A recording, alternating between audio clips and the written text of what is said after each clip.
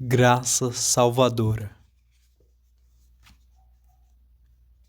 Tendo estabelecido que não há justiça no homem, Deus age em sua soberania de acordo com sua própria justiça.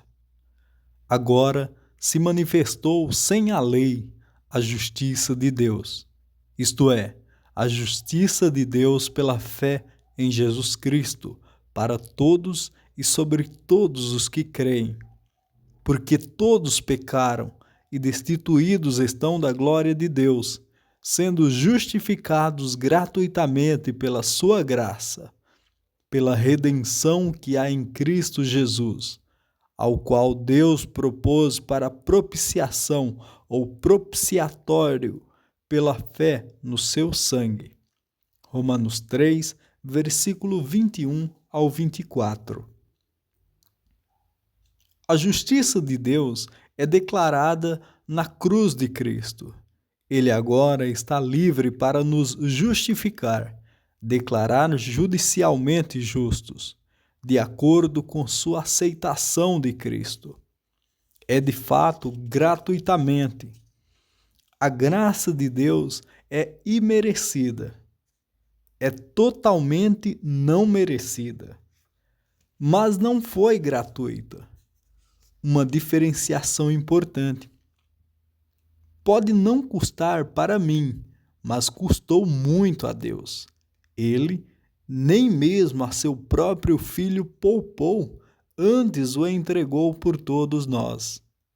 A redenção traz consigo a ideia de compra, o preço para libertar. Consequentemente, é de acordo com as riquezas da sua graça, em quem temos a redenção pelo seu sangue, a remissão das ofensas, segundo as riquezas da sua graça. Efésios 1, versículo 7. Faremos bem em parar e meditar nas riquezas de sua graça. Não há alternativa fora da graça. É a nossa única esperança de salvação. Não poderíamos pagar, nem sequer parcialmente, esse preço. O Pai enviou seu Filho unigênito ao mundo para que o mundo fosse salvo por meio dele. Rejeitar este presente deve necessariamente ser uma afronta da pior espécie possível. De quanto maior castigo pensais vós será julgado digno aquele que pisou o Filho de Deus e teve por comum o sangue da aliança, com que foi santificado, e insultou o Espírito da graça? Hebreus 10, versículo 29. É o sangue de Cristo que satisfaz os justos requisitos de Deus. Deus pode olhar para o sangue, como olhou para o propiciatório no passado, e em perfeita justiça estender misericórdia ao homem. O propiciatório no tabernáculo, na verdade, o próprio tabernáculo e tudo relacionado a ele eram meras sombras do que estava por vir. Para o crente, o sangue é a base da nossa justificação. Justificados pelo seu sangue. A justiça de Deus não é comprometida pela graça.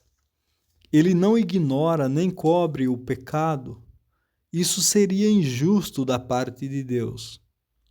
Um juiz deste mundo pode olhar para a minha história e dizer: você tem um bom histórico, vou ignorar esta infração. Deus, porém, é um juiz justo.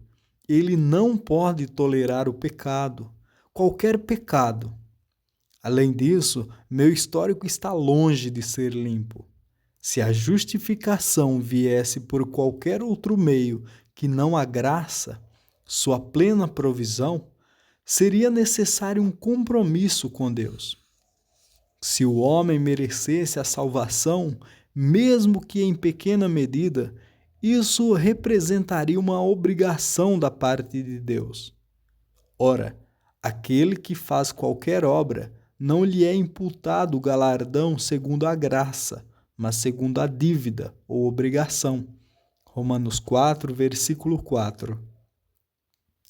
Com a graça não há obrigação. Deus dá soberanamente do depósito de suas próprias riquezas. A graça e a soberania de Deus andam de mãos dadas. Minar uma diminui a outra. A fé se apodera da provisão de Deus e a recebe como verdadeira. Aquele que aceitou o seu testemunho, esse confirmou que Deus é verdadeiro. João 3, versículo 33. A fé necessariamente exclui toda a vanglória.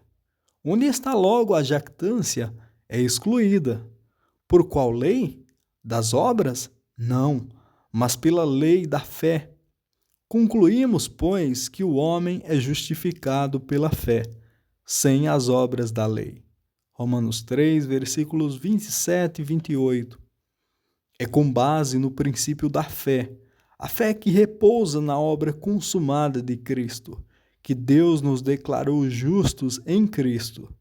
Justificados, pois, no princípio de fé, temos paz com Deus, por nosso Senhor Jesus Cristo, por meio de quem obtivemos também acesso pela fé a este favor no qual estamos firmes. Romanos 5, versículos 1 e 2. A fé responde à graça assim como as obras respondem à lei. A fé e as obras são princípios opostos, assim como são a lei e a graça. O mundo fala da fé como se fosse uma qualidade digna de mérito. A fé não é uma virtude que merece a graça de Deus. Até a nossa fé faz parte da provisão da graça de Deus, porque pela graça sois salvos, por meio da fé. E isso não vem de vós, é dom de Deus. Efésios 8, versículo 8. Graça em si não é o dom. A palavra graça significa dom. A fé é o dom.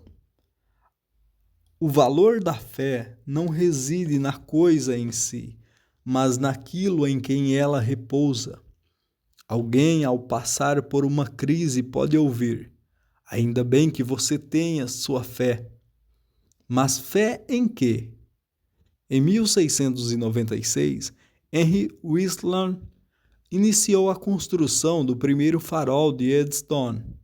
Ele foi concluído 2 anos depois. Winstanley é registrado como tendo grande fé em sua construção e expressou o desejo de estar nela durante a maior tempestade que viesse a existir. Ele teve seu desejo realizado. A grande tempestade de 1703, um ciclone extratropical, destruiu o farol. Nenhum dos 6 ocupantes, incluindo Henry, foi visto novamente. A única coisa que dá valor à fé é aquilo em que ela se baseia. A fé que se baseia na obra de Cristo no Calvário e recebe a avaliação de Deus sobre ela e não a sua própria, é fé salvadora. Deus está satisfeito com Jesus. Nós estamos satisfeitos também. Vários sistemas teológicos ensinam a graça preventiva.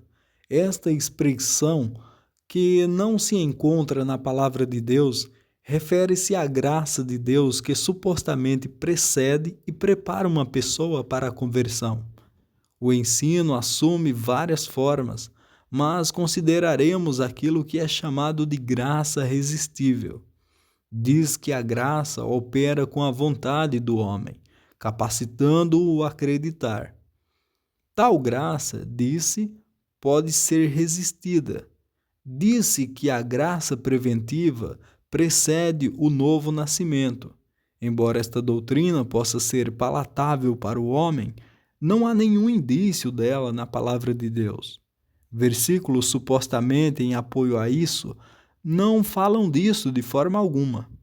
Se a oferta de salvação de Deus é para todos, então prossegue o argumento: ele é injusto, a menos que forneça graça a todos, para que todos possam ter a oportunidade de acreditar. Deus ao enviar seu Filho, realmente fez todo o possível para apresentar oportunidades ao coração do homem. Mas Jesus Cristo foi rejeitado.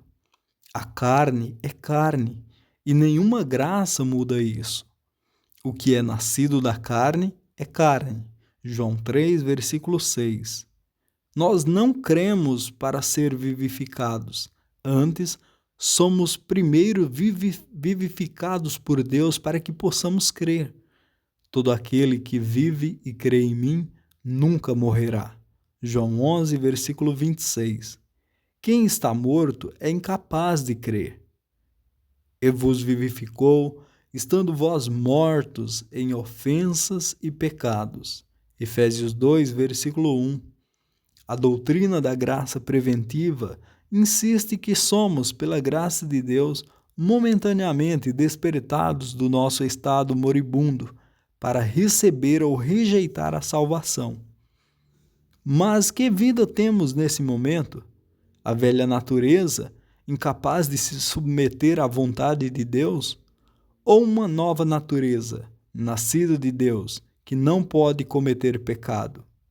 Neste último caso, então somos vivificados, nascemos de novo, e aquele que em vós começou a boa obra, a aperfeiçoará até ao dia de Jesus Cristo. Filipenses 1, versículo 6. Esta é uma vida que não podemos perder. A graça preventiva é um ensino falso que deixa espaço para o orgulho da parte do homem. Deus e o homem são vistos agindo juntos, Deus dando oportunidade ao homem para agir. Graça remove totalmente essa abertura. Não vem das obras para que ninguém se glorie, porque somos feitura sua, criados em Cristo Jesus para as boas obras. Efésios 2, versículos 9 e 10. Em vez de resolver qualquer coisa, a doutrina da graça preventiva simplesmente cria mais dificuldades.